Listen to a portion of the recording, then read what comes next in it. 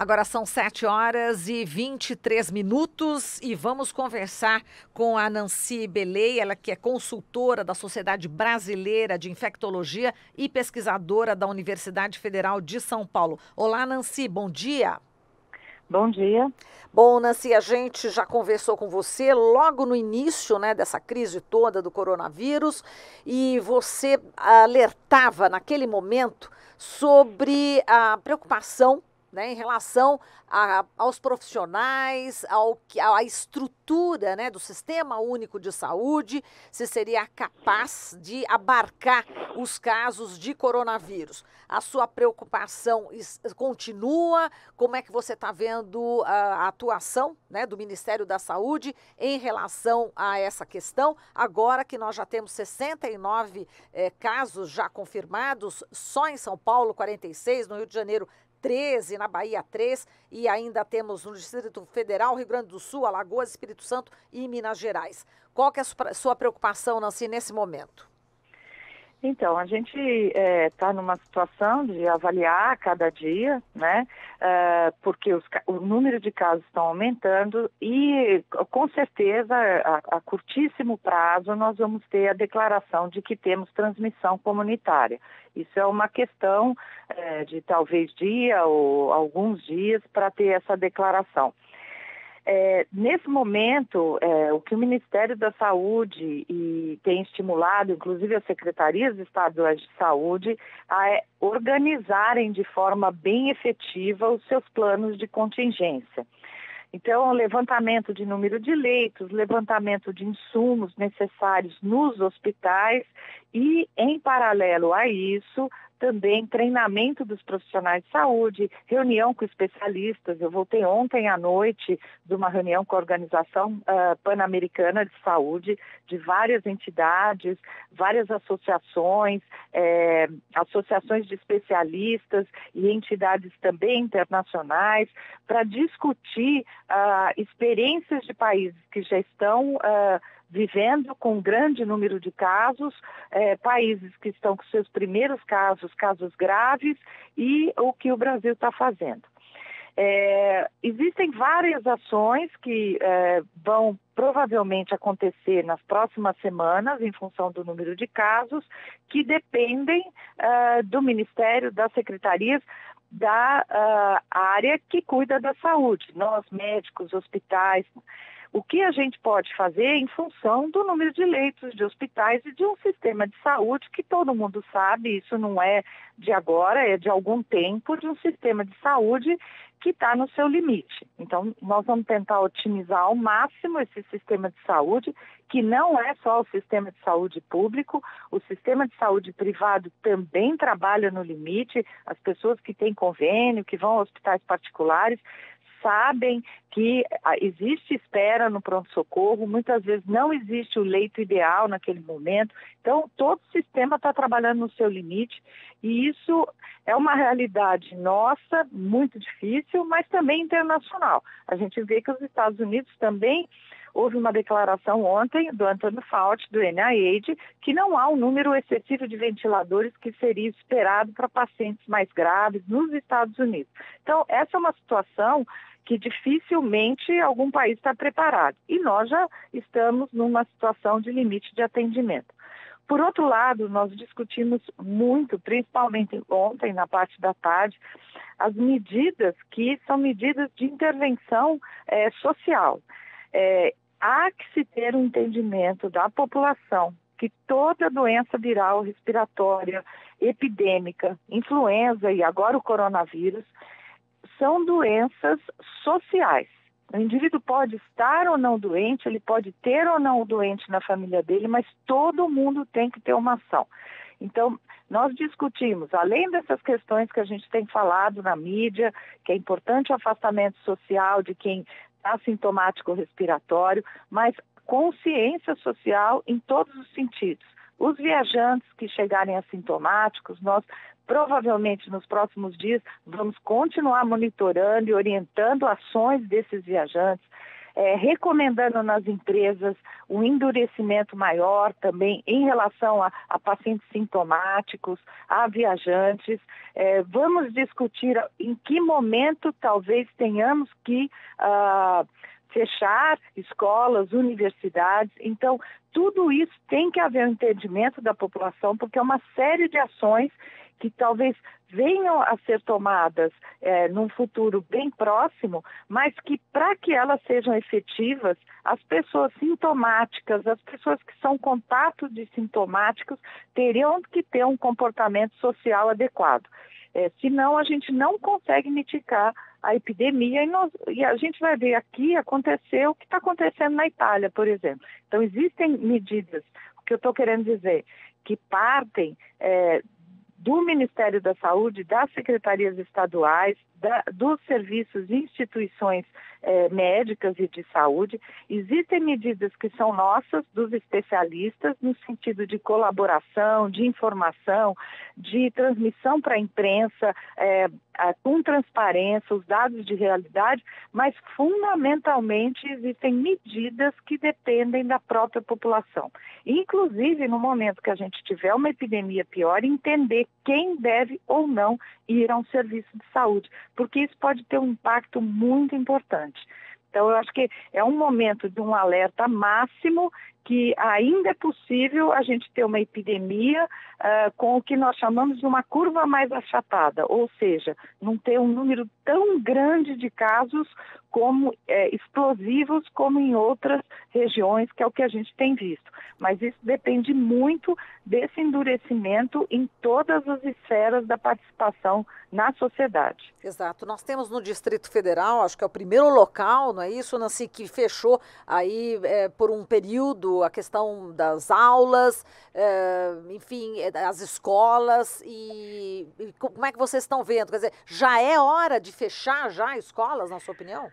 Olha, veja bem, uma das discussões que nós tivemos ontem lá é que dependendo da situação local de cada região, o Brasil é muito diverso. Pode ser que você tenha estados na região norte ou na região centro-oeste que você tenha pouquíssimos casos. Não tem sentido você ter uma intervenção social para o país todo, né? Então, isso vai ser muito de avaliação dos comitês, de avaliação do que está acontecendo localmente. Então, aumentar um grande número de suspeitos, por exemplo, né? E vai se documentando. Eventualmente, uma provável transmissão local, ou uma situação, por exemplo, de diminuição de recurso de leito, porque você tem duas epidemias ao mesmo tempo, coronavírus e dengue. Então, isso vai depender de uma avaliação local, né? Então, ontem, no fim da tarde, essa orientação de fechamento provavelmente foi uma orientação do comitê local lá de Brasília, da Secretaria Municipal, e orientação em relação à situação epidemiológica deles. A gente vai ver isso pelo Brasil. É possível que a gente veja situações que um estado está fechando alguns estabelecimentos, escolas, orientando a não ter eventos de massa, e outro estado numa situação mais tranquila. É possível que vejamos isso sim. Exato. Bom, o Distrito Federal, a decisão foi de suspender aulas e eventos públicos por 5 dias. Agora, você falou manifestações. A gente sabe que existem manifestações já marcadas para os próximos dias. Como que esse comitê, enfim, também está lidando com essa questão de eventos públicos, manifestações, aglomerações? Olha, o que a gente conversou foi principalmente sobre os eventos em locais fechados, grandes eventos que acabam envolvendo também mobilização em transporte, etc. Isso nós conversamos lá ontem em Brasília. Nós não temos um número a partir do qual se recomenda, a partir desse número fecha, né? Então, se tiver mais de 200 pessoas não pode, porque se tiver 199, qual é a diferença disso? Então, nesse primeiro momento, claro que isso vão ser fases, né? Mas nesse primeiro momento, a orientação foi que cada cidade, estado, avalie a sua situação local e os coordenadores e organizadores de evento, claro que em comunicação com secretarias municipais, etc., para saber o número de casos e como está a situação epidemiológica, decidam nesse momento. Então, nesse momento, para decidir, por exemplo, temos um evento a semana que vem, quantas pessoas vêm, quantos viajantes, será que vale a pena manter, dá para cancelar? Nesse momento. A partir desse momento, que for aumentando os casos, pode ser que aí venham normas nacionais. Não, todos os eventos estão cancelados. Em relação à manifestação pública, né, essas manifestações políticas, né, manifestações que são marcadas aí em lugares abertos, por exemplo, na Avenida Paulista, em São Paulo, uma manifestação. Nós não discutimos isso propriamente porque, primeiro, em alguns estados, isso nesse momento não teria essa relevância em termos de número de casos, e segundo, porque a maioria das manifestações são em locais abertos. Então, nesse momento, nós não discutimos isso. Mas veja, imagine que, por exemplo, daqui a algumas semanas se considere que jogos de futebol não podem ter torcida, como alguns países fizeram. Claramente vai haver uma orientação em relação à manifestação pública também, né? Isso é uma questão muito dinâmica, é isso que precisa ser entendido. Exato. Eu vou tocar agora num assunto, num tema dentro dessa polêmica toda, né, que o coronavírus traz, que é a questão do protocolo do cumprimento, né? Enfim, a gente, nesse momento, ontem, inclusive, o ministro da Saúde, Luiz Henrique Mandetta, ele se pronunciou a respeito dessa questão e ele falou o seguinte, ele comparou o Brasil ao Japão e à Coreia do Sul, que, de acordo com ele, estão conseguindo enfrentar melhor a situação pela disciplina. E eles dizem o seguinte, que eles conseguem, né, os japoneses e os coreanos conseguem porque acreditam que no que a autoridade está pedindo, que é muito importante a população seguir o que a autoridade está recomendando naquele momento, né? Ele diz o seguinte, nós ainda estamos achando graça, chegamos nos lugares e nos beijamos, nos abraçamos, fazemos piadas, dizemos que isso não é conosco, e segundo ele, isto é conosco e isto está dentro da nossa antessala. Como que você vê esse tipo de recomendação? Essa questão do cumprimento. O que a gente deve fazer em relação a isso, Nancy? Então, olha, a gente como os italianos, né, nós somos muito afetivos, né? Então, a questão do beijo, né, os latinos são afetivos. Então, um beijo, né, a gente tem até essas definições pelo Brasil, né? Regiões do Brasil que dão um beijo quando cumprimenta, 2, e até tem regiões que dão 3 beijos quando se cumprimentam, né? O abraço, a mão, né? O hábito da gente mexer nas coisas, né? A gente vai no supermercado, loja, antes de ser servido, a gente já vai pondo a mão em tudo, vai mexendo, mexe na roupa, mexe naquilo, que é um hábito que muitos não têm, né? A gente não solicita, a gente já vai pondo a mão, né? Então, assim, nós vamos ter que mudar isso aí nesse momento, né? A proximidade do corpo com o outro a menos de 1 metro, o vírus se transmite por gotícula. Né? A mão é muito importante em termos de lavar e a gente não ter contato e não pôr a mão no rosto. A gente também a gente brasileiro é muito vaidoso, a gente está sempre mexendo no cabelo, no rosto, arrumando óculos, mexendo na boca. Então a gente tem esse comportamento, né? Nós temos que mudar. Além disso, a proximidade com as outras pessoas. Né?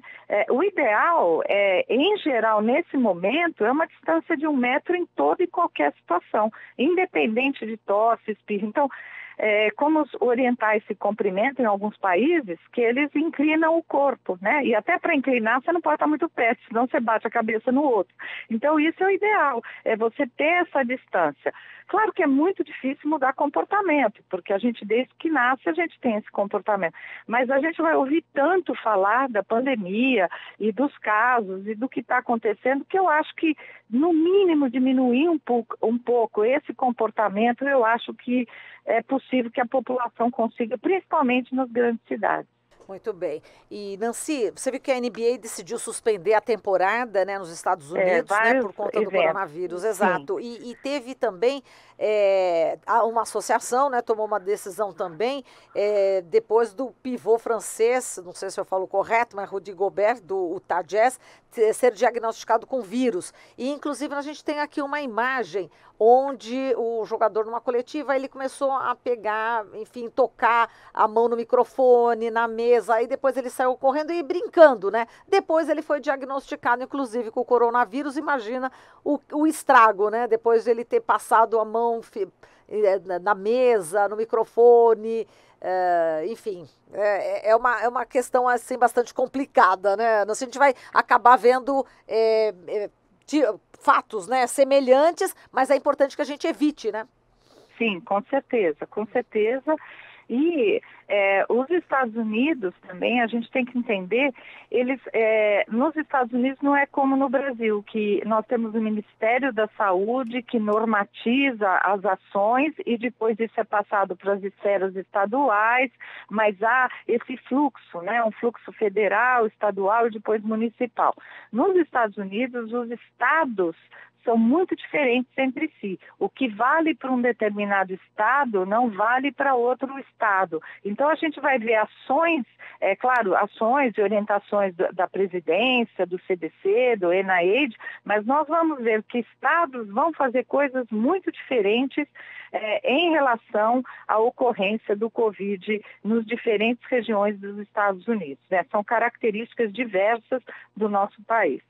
Perfeito. A gente também está falando sobre sobre o coronavírus com a Nancy Beley, ela que é consultora da Sociedade Brasileira de Infectologia e pesquisadora da Universidade Federal de São Paulo. Glauco Faria também aqui presente para fazer perguntas. Nancy, em relação, você citou bastante o caso da Itália, né? E a gente tem uma letalidade ali que é mais de 8 vezes a observada, por exemplo, na Coreia do Sul. Aqui a gente pode atribuir esse índice de letalidade na Itália. É por conta do sistema de testagem, o perfil etário da população, a questão do próprio sistema de saúde do país? É possível a gente detectar por que essa diferença tão grande entre os dois? Então você falou três hipóteses importantes e provavelmente as três estão atuando entre si. O primeiro ponto é a detectação precoce, né? Se você não tem uma detecção rápida dos casos, você tem uma disseminação em hospital e uma disseminação na comunidade. Então isso aconteceu na região da Lombardia. Né? Segundo ponto, a Itália tem uma característica populacional, principalmente algumas comunidades menores, de indivíduos muito mais velhos, uma faixa etária muito mais velha. Existe também um sistema de saúde, que é um sistema de saúde muito diferente, né? Um cuidado com a saúde também muito diferente. O alerta também, em termos de saúde pública, funciona também não de uma forma como nós estamos acostumados, né? Então, se você considerar a intervenção em termos de saúde, a vigilância, a estrutura também social, epidemiológica do país, tudo isso contribuiu para essa situação que a gente está vendo lá, né? E você tem uma região muito afetada e você não tem muito como outras regiões que também estão se preparando em outros países. Por exemplo, você importar ventilador para pôr em UTI, mas você tem que ter a estrutura de UTI. Você não consegue fazer um hospital em 8 dias como a China fez. Não é assim, né? Então, se você tem pacientes muito mais velhos que têm mais chance de complicar, isso satura rapidamente o seu serviço de saúde, né? E houve realmente uma desestruturação no começo em relação ao diagnóstico. O próprio ministro da Saúde de lá comentou que passou desapercebido casos, inclusive dentro de hospital. Então, isso acabou evoluindo dessa forma, né? E a gente está vendo aí esse grande número de casos. Também houve uma questão de testagem, né? No começo testando indivíduos assintomáticos, mas o fato é que há um grande número de mortes. E morte com óbito documentado, isso não tem como a gente negar, né? Não dá para dizer, não, mas isso está superestimado, subestimado. Óbito é óbito, né?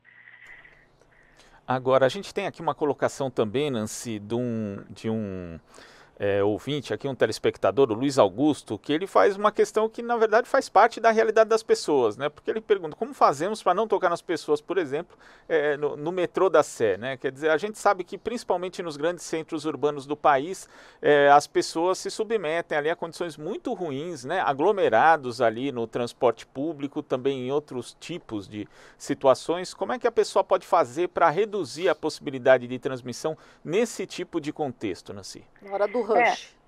Aí é muito difícil realmente. O ouvinte tem toda a razão, porque é muito complicado mesmo você não tocar nas pessoas, né? Você está ali num contato muito próximo.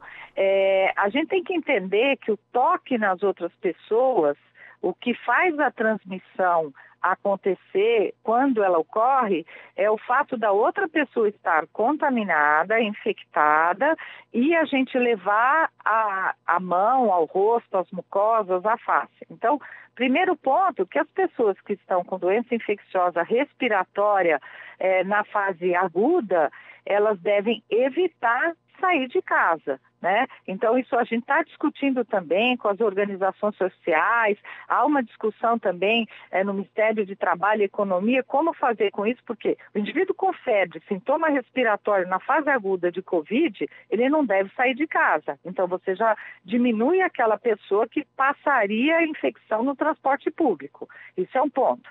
Segundo ponto, a gente tocar na outra pessoa, eu vou me infectar se eu levar a mão à minha mucosa. Se eu não levar a mão à mucosa, quando eu chegar em algum ambiente, ou eu descer da condução, eu passo álcool gel na mão ou lavo a mão com água e sabão, a chance de contaminação é menor. Então, esse comportamento de não colocar a mão na face é muito importante. Agora, claro que uma pessoa que estiver num ambiente que tem alguém que começa a ficar com febre ou com tosse no ambiente de trabalho, está próximo de você e você respira aquele ar, aí não tem muito como. Mas, em geral, essas pessoas estão sendo afastadas quando começam a ter sintomas de doença num determinado ambiente. Essas pessoas são orientadas a ir embora para casa ou testar, enfim. Então, a gente tem que ter esse entendimento da doença. Claro que o risco é maior, mas o ideal é que os sintomáticos respiratórios fiquem em casa, né? E que a gente, numa situação de aglomeração, imediatamente, quando a gente sai dessa situação, a gente lembrar de lavar a mão ou passar o álcool gel, que a gente tem falado, para evitar essa contaminação.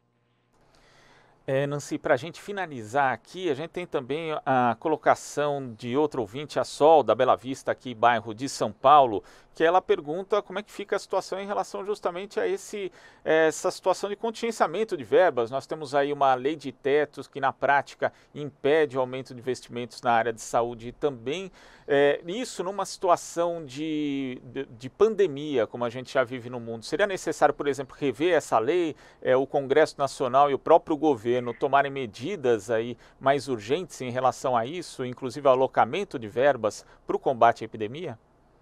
Olha, isso já, de certa forma, é claro que a minha atuação na área da saúde, e eu não teria como esclarecer esse ouvinte de forma bem correta, mas assim, existem situações excepcionais em epidemia, em pandemia, que há possibilidade dentro da Constituição, dentro da lei, de um determinado ministério alocar um recurso para uma determinada situação. E isso nós ouvimos lá em relação a mais recursos de máscara para hospitais, medicações, compra de ventiladores para colocar em UTI. Então, há já uma discussão interministerial e com o TCU, nas próprias secretarias de saúde também, de como conseguir de forma emergencial alocar recursos para essa situação. Então, essa janela de possibilidade existe, né? E isso está sendo também discutido, inclusive, por exemplo, questões de regulamentar exportação de material médico que nós vamos precisar para o Brasil. como poder alocar que a maior parte desse material médico ou material de proteção para o hospital não seja exportado e seja considerado para utilização nacional. Então, até essas questões estão sendo discutidas nesse momento. Claro que nunca vai ser o ideal, nenhum país está conseguindo. Existem áreas nos Estados Unidos onde já não está se testando parte dos pacientes, porque não vai ter teste para testar todo mundo, mesmo nos Estados Unidos, né, que tem aí uma grande força de lidar com epidemia. Então a gente precisa entender, mas isso está havendo, é isso que eu estou querendo dizer, essa possibilidade está havendo. E Nancy, só para a gente agora terminar mesmo em relação à vacinação, é importante que as pessoas tomem a vacina contra a gripe, que vai estar já circulando em breve, isso vai minimizar essa questão do coronavírus. Tem gente que não toma vacina, porque diz que quando toma fica doente, enfim, qual que é a orientação nesse sentido? Olha, é fundamental que o máximo número de pessoas se vacine esse ano. Inclusive, quem puder, não estiver contemplado na distribuição do Ministério, que será acima de 55 anos de idade, será até 6 anos de idade para crianças, além de todos aqueles grupos de risco. Quem não estiver contemplado, quem a sua empresa não distribua vacina, ou não tem nas escolas, algumas possibilidades de vacinação pública em alguns estados, é importante a pessoa investir na vacina da gripe. O quanto a gente puder diminuir de pessoas sintomáticas, que vão respiratórias, que vão a serviços de saúde, é muito importante a gente diminuir para a gente poder lidar com os pacientes de Covid-19. Segundo lugar, muitas pessoas vão ficar doentes e não vão poder ir trabalhar. E a gente precisa manter a cidade, o esquema urbano funcionando. Então, se o indivíduo está com influenza, ele também não consegue ir trabalhar. E aí é uma pessoa a menos. E eu tenho também alguém com Covid. Então, você imagina, os serviços terciários, os serviços essenciais precisam dessas pessoas. Então, quanto menos gente ficar doente, melhor. Então, é muito importante aderir à vacinação. A primeira etapa vão ser os profissionais de saúde e os idosos. O governo mudou um pouquinho em função da mortalidade de Covid em idoso, então já vacinar para influenza, para a gente ter um fluxo menor de pessoas no serviço de saúde, que são aquelas de extremo risco. Perfeito, Nancy, muito obrigada aqui pela sua participação, forte abraço para você e até uma próxima oportunidade. Tá bom, um abraço, obrigado pelo convite. Obrigada. Falamos aqui com a Nancy Belay, ela que é consultora da Sociedade Brasileira de Infectologia e pesquisadora da Universidade Federal de São Paulo.